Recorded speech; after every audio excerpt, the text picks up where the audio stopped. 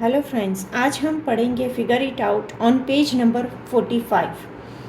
Where are the angles? Question number 1, angle in a clock. यहाँ पे हमें angle कहाँ पे है? तो क्लॉक में है। ठीक है, क्लॉक में कौन सा एंगल बन रहा है वो हमें फाइंड आउट करना है।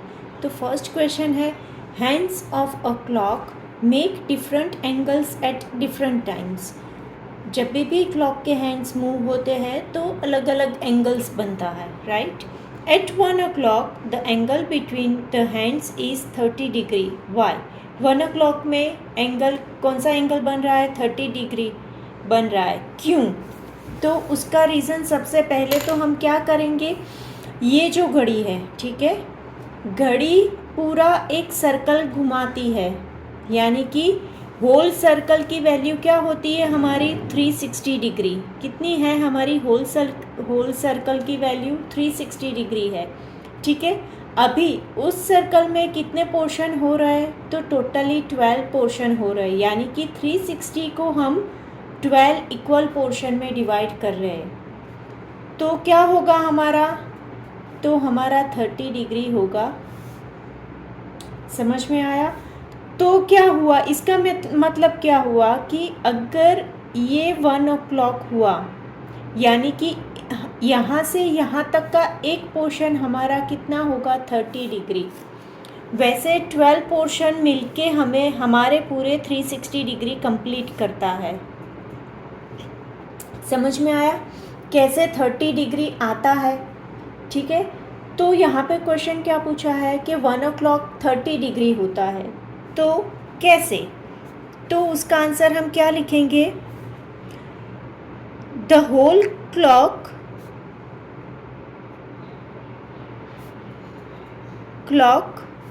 Made by circle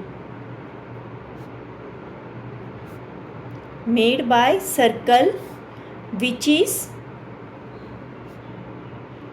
360 degree. It has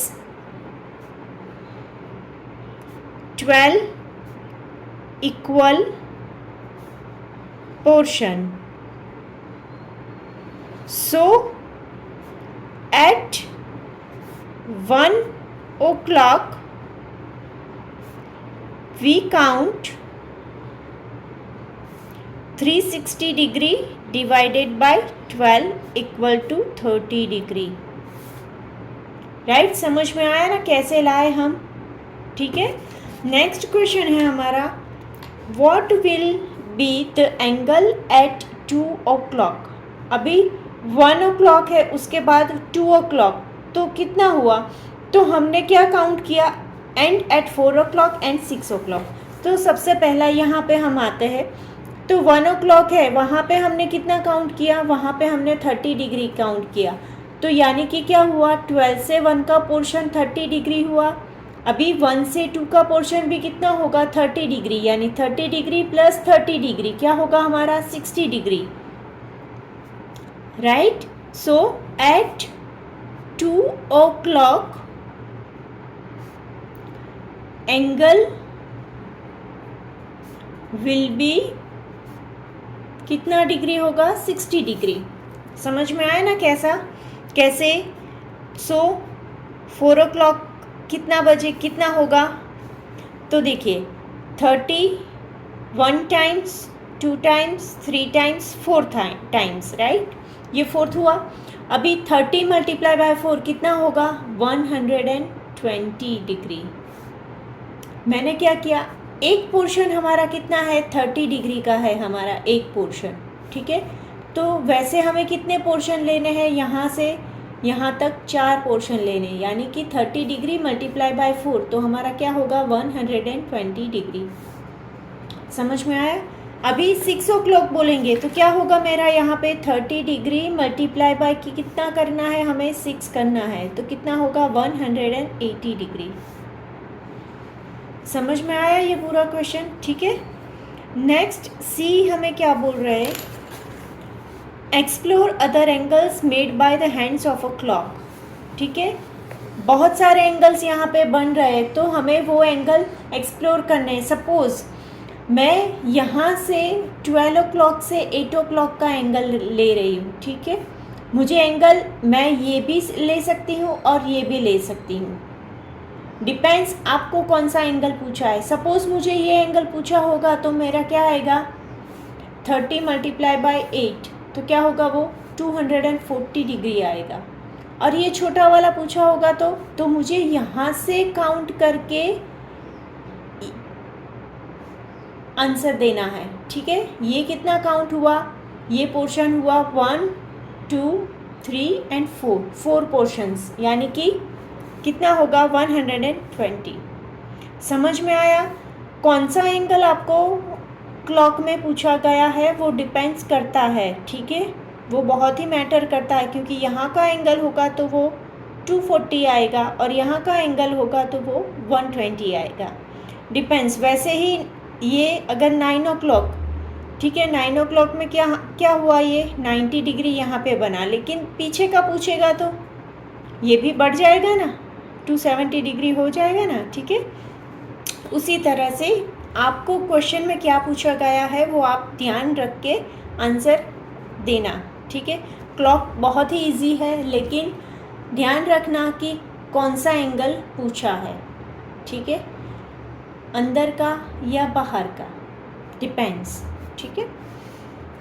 तो सी में एट 8 o'clock हम क्या करेंगे, दूसरे एंगल लिखने हैं हमें, तो एट 8 o'clock कितना लिखेंगे, हम लिखेंगे 120 डिग्री, ठीक है। 9 o'clock कितना होता है 90 डिग्री, समझ में आया। 10 o'clock कितना बनेगा वो 60 डिग्री, 11 o'clock 30 डिग्री, राइट, ठीक है। ऐसे हम अलग अलग कितने बजे कितने एंगल आएंगे वो हम लिख सकते हैं यहाँ पे, ठीक है।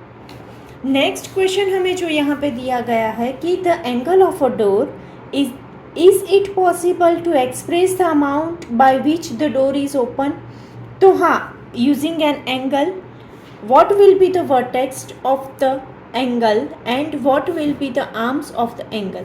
अभी वर्टेक्स और आर्म के लिए पूछा गया है, ठीक है। तो सपोज़ मैंने ये डोर, यहाँ पे ये दीवार है और ये डोर कंसीडर करूँ, ठीक है। तो मैं क्या करूँगी, ये जो मिडल पॉइंट है उसे मैं वर्टेक्स की तरह यूज़ कर सकती हूँ, right. This is our vertex और ये उसके आर्म हुए। यहाँ से ये आर्म्स भी गिना जाएगा और यहाँ से ये आर्म भी गिना जाएगा, दो बाजू है, राइट, दो आर्म्स है और ये डोर वाला एक आर्म्स। तो यहाँ से यहाँ तक का एंगल नापना है और यहाँ से यहाँ तक का एंगल नापना है, ठीक है। तो ये मोर देन 90 डिग्री होगा। अगर मैं ये एंगल कंसीडर करूँगी तो ये मोर देन 90 डिग्री होगा, ठीक है। और ये एंगल कंसीडर करूँगी तो लेस देन 90 डिग्री, ठीक है।